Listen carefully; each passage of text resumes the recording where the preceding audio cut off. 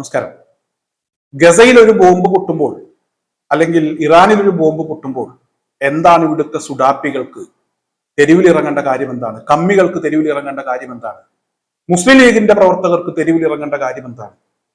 ഗസയ്ക്ക് ഐക്യദാർഢ്യം പ്രഖ്യാപിച്ചുകൊണ്ട് ഇവിടെ കമ്മ്യൂണിസ്റ്റ് പാർട്ടി അതുപോലെ തന്നെ മുസ്ലിം ലീഗ് ഇവരൊക്കെ ഒരുപാട് പരിപാടികൾ സംഘടിപ്പിച്ചിട്ടുണ്ട്.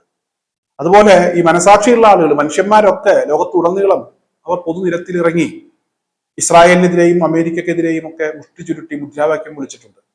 സാമ്രാജ്യത്വം തുലയട്ടെ എന്ന് ഉറക്കെ പറഞ്ഞിട്ടുണ്ട്.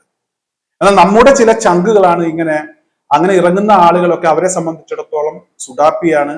അവരൊക്കെ പാകിസ്ഥാനിലേക്ക് പോകണം, ഇറാനിലേക്ക് പോകണം എന്നുള്ളതൊക്കെ അവരുടെ ഒരു ആവശ്യമാണ്.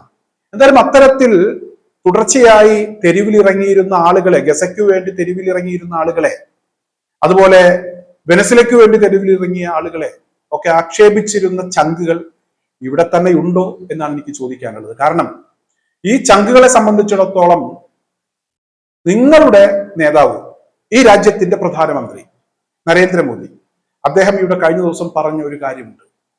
അതായത് കോവിഡിനേക്കാൾ ഭീകരമാണ് ഇപ്പോഴത്തെ അവസ്ഥ എന്നാണ് പ്രധാനമന്ത്രി പറഞ്ഞത്.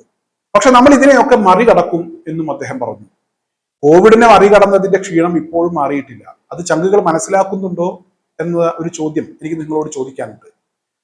മറ്റ് മൃഗങ്ങളിലും അതുപോലെ തന്നെ എലിയിലും പന്നിയിലും ഒക്കെ പരീക്ഷിച്ച് മനുഷ്യ ശരീരത്തിൽ ഉപയോഗിക്കേണ്ട കോവിഡ് വാക്സിൻ ഉൾപ്പെടെയുള്ള വാക്സിനുകൾ, അങ്ങനെയാണ് സാധാരണ രീതിയിൽ ഈ വാക്സിനൊക്കെ മനുഷ്യ ശരീരത്തിൽ ഉപയോഗിക്കാറുള്ളത്. ആദ്യം അത് മൃഗങ്ങളിലാണ് പരീക്ഷിക്കാറുള്ളത്. എന്നാൽ കോവിഡ് വാക്സിൻ നേരിട്ട് മനുഷ്യ ശരീരത്തിൽ പരീക്ഷിച്ചു എന്നുള്ള വലിയ ഒരു ആരോപണം നിലനിൽക്കുന്നുണ്ട്. അങ്ങനെ പരീക്ഷിച്ചതിന്റെ ഭാഗമായി നിരവധി ചെറുപ്പക്കാർ മരിച്ചു വീണിട്ടുണ്ട്. കോവിഡ് ബാധിച്ച ആളുകൾ മരിച്ചതിനേക്കാൾ കൂടുതൽ കോവിഡ് ആഫ്റ്റർ കോവിഡ്, ഈ കോവിഡ് എഫക്റ്റുമായി ബന്ധപ്പെട്ട ആളുകൾ മരിച്ചു വീണിട്ടുണ്ട്. ചെറുപ്പക്കാർക്ക് പെട്ടെന്ന് ഹൃദയാഘാതം ഉണ്ടാകുന്നു, അതുപോലെ തന്നെ തലച്ചോറിനകത്ത് രക്തം കട്ടപിടിക്കുന്നു. ഇതൊക്കെ ഈ വാക്സിൻ കൊണ്ട് ഉണ്ടാകാനുള്ള സാധ്യതയുണ്ട് എന്ന് ഇവിടെ നേരത്തെ ലണ്ടൻ കോടതിയിലൊക്കെ ഇതുമായി ബന്ധപ്പെട്ടുള്ള ചോദ്യങ്ങൾ ഉയർന്നു വന്നപ്പോൾ അതുമായി ബന്ധപ്പെട്ടുള്ള ആളുകൾ അവർ വ്യക്തമാക്കിയിട്ടുള്ളതാണ്. അവരുടെ പേര് സത്യത്തിൽ എനിക്കിപ്പോൾ പറയാനത് ഓർമ്മയില്ല. നേരത്തെ ആ വീഡിയോ ഞാൻ ചെയ്തതാണ്. ഇപ്പോൾ നമ്മുടെ കേരള ഹൈക്കോടതിയും അതുപോലെ തന്നെ സുപ്രീം കോടതിയും മരിച്ച ആളുകൾക്ക് നഷ്ടപരിഹാരം കൊടുക്കേണ്ടതുമായി ബന്ധപ്പെട്ടൊക്കെയുള്ള ചില പരാമർശങ്ങൾ നടത്തിയിട്ടുണ്ട്. എന്തായാലും ഇപ്പോഴത്തെ സാഹചര്യത്തിൽ ആ കോവിഡിനെ മറികടന്ന പോലെ നമ്മൾ ഇതിനെയും മറികടക്കും, ഭീകരമായ ഒരു അവസ്ഥയിൽ നമ്മൾ എത്തി നിൽക്കുന്നു എന്നാണ് നമ്മുടെ പ്രധാനമന്ത്രി പറയുന്നത്. എന്തായാലും കോവിഡ് മറികടന്ന ഒരു കാര്യം ഞാൻ നിങ്ങളെ ഒന്ന് ഓർമ്മപ്പെടുത്തി എന്നേ ഉള്ളൂ. ഇപ്പോൾ ഈ യുദ്ധവുമായി ബന്ധപ്പെട്ട് നമുക്കുണ്ടായിട്ടുള്ള നഷ്ടം 34 ലക്ഷം കോടിയാണ്. ചെറിയ നഷ്ടങ്ങളല്ല. 34 ലക്ഷം കോടി രൂപ നമ്മുടെ രാജ്യത്തിന് നഷ്ടമുണ്ടായി. നമ്മുടെ അടുക്കളയിൽ ഇപ്പോൾ തീ കത്തിക്കാൻ കഴിയാത്തൊരവസ്ഥയാണ്, ഗ്യാസ് ഇല്ല.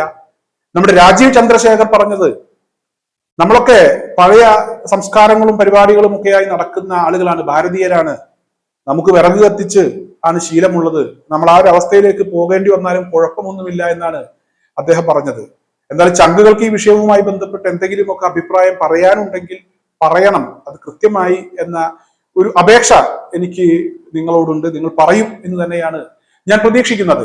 എന്തായാലും വലിയ നഷ്ടം നമ്മുടെ രാജ്യത്തിനുണ്ടായിരിക്കുന്നു. ഇപ്പോൾ നിങ്ങൾക്ക് മനസ്സിലായി കാണും എന്തിനാണ് ഗസയിൽ ബോംബ് പൊട്ടുമ്പോൾ അല്ലെങ്കിൽ ഇറാനിൽ ബോംബ് പൊട്ടുമ്പോൾ അല്ലെങ്കിൽ ഈ യുദ്ധത്തിലേക്ക് ഇറാനെ വലിച്ചു വെച്ചപ്പോൾ അതിനെതിരെയൊക്കെ ശബ്ദിച്ച ആളുകൾ എന്തിനാണ് തെരുവിലിറങ്ങിയത്?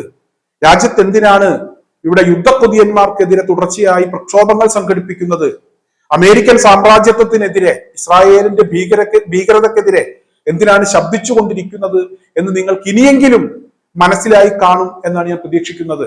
അതായത് വലിയ നഷ്ടങ്ങൾ നമ്മുടെ രാജ്യത്തിൽ ഉണ്ടായിരിക്കുന്നു. നിങ്ങളൊക്കെ ഈ രാജ്യസ്നേഹികളാണല്ലോ. മറ്റുള്ള ആളുകളൊക്കെ പാകിസ്ഥാനിലേക്ക് പോകേണ്ട ആളുകളാണ്, അതുപോലെ തന്നെ ഇവിടെ സുഡാപ്പികളാണ്. നിങ്ങളുടെ ഒരു ഭാഷ അങ്ങനെയാണ്. അത്തരത്തിലുള്ള ആളുകളാണല്ലോ ഈ യുദ്ധത്തിനെതിരെ രംഗത്തെത്തിയത്. എന്തായാലും ഇപ്പോൾ ഉണ്ടായിട്ടുള്ള നഷ്ടം നിങ്ങളൊന്ന് മനസ്സിലാക്കണം. എന്തിനാണ് നിരത്തിൽ ഇറങ്ങിയത് എന്ന കാര്യം കൂടെ നിങ്ങളൊന്ന് മനസ്സിലാക്കണം എന്ന് നിങ്ങളോട് എനിക്ക് വളരെ വിനീതമായിട്ടുള്ള ഒരു അപേക്ഷയാണ്. നിങ്ങളത് പരിശോധിക്കും എന്ന് തന്നെയാണ് ഞാൻ പ്രതീക്ഷിക്കുന്നത്.